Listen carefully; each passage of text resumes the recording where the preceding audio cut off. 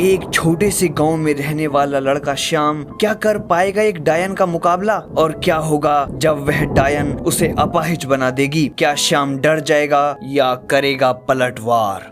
मोहनपुर नाम के गांव में सूरज छिप जाने के बाद कोई भी अपने घरों से नहीं निकलता, क्योंकि वहां शाम होने के बाद एक डायन गांव में सैर को निकलती है। जिसने भी इस बात को सच न माना उसे उस डायन का प्रकोप झेलना पड़ा। आज श्याम अपने ऑफिस में देर रात तक काम कर रहा था। उसे उस डायन के होने की कोई परवाह नहीं थी, क्योंकि वह डायन होने पर विश्वास ही नहीं करता था। आधी रात हो चुकी थी। अब श्याम का वर्क भी पूरा हो चुका था। वह चाहता तो रात को वहीं रुक सकता था, परंतु उसका घर जाने का मन था। ऑफिस से बाहर आकर उसने आसमान की तरफ देखा तो मौसम काफी बिगड़ने की तादाद पर था।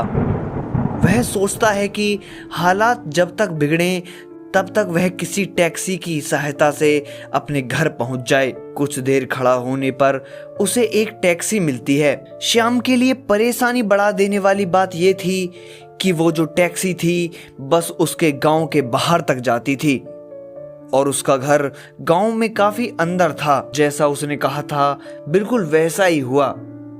वह गांव के बाहर खड़ा था। अब धीमी धीमी बारिश होनी शुरू हो जाती है। श्याम अपना ऑफिस का बैग बचाता हुआ बड़ी मुश्किल से आगे बढ़ रहा था कि अचानक बारिश होनी बंद हो गई। श्याम को मन ही मन बहुत खुशी हो रही थी, क्योंकि उसके बैग में बहुत इंपॉर्टेंट फाइल्स रखी हुई थीं। अब वह तेजी से अपने घर की तरफ बढ़ता है कि तभी पीछे से कोई उसका नाम पुकारने लगता है। श्याम बिना डरे पीछे देखता है, पर वहां कोई नहीं था। बारिश के कारण उसके गांव की बिजली भी जा चुकी थी। सड़कों पर अंधेरा था। वह अपने घर तेजी से और सावधानी के साथ आगे बढ़ने लगता है।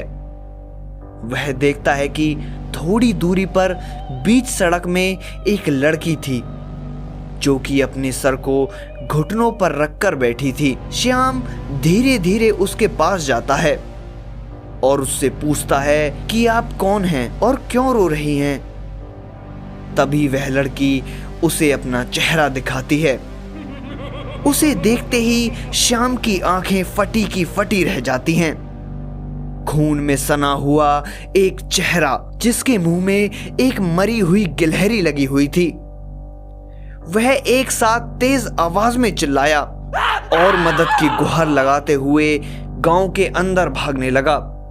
पर अब बारी उस डायन की थी। वह अपना काला जादू चलाती है और उसे हवा में लटका देती है और उसकी आवाज को बंद कर देती है। वह सोच रहा था कि एक बार वह बच जाए तो कभी वह रात को गांव में नहीं निकलेगा, और शायद उस वक्त उसकी किस्मत अच्छी थी कि गांव की बिजली वापस आ गई और एक गांव वाला उसे हवा में लटका हुआ देख लेता है और गांव के अंदर शोर मचा देता है। सारे गांव वाले हाथ में जलती हुई मसाले लेकर उस डायन पर टूट पड़ते हैं और जोर जोर से शोर मचाते हैं। वह डायन अब डर जाती है। वह वहां से भागने लगती है, लेकिन वह जाते वक्त श्याम के ऊपर अपना काला जादू कर जाती है, जिससे श्याम हमेशा के लिए अपाहिज हो जाता है। लोग उसे उठाकर उसके घर छोड़ाते हैं। अब वह ना कहीं आने लायक रहा और ना जाने लायक रहा, परंतु वो डायन श्याम को उसके सपनों में आकर डराती है और उस गांव में आज भी उस डायन का खौफ बना हुआ है।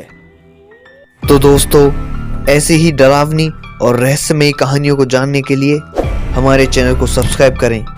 मिलते हैं एक नई रहस्य और रोमांच से भरी एक नई खौफनाक कहानी के साथ। तब तक के लिए अलविदा।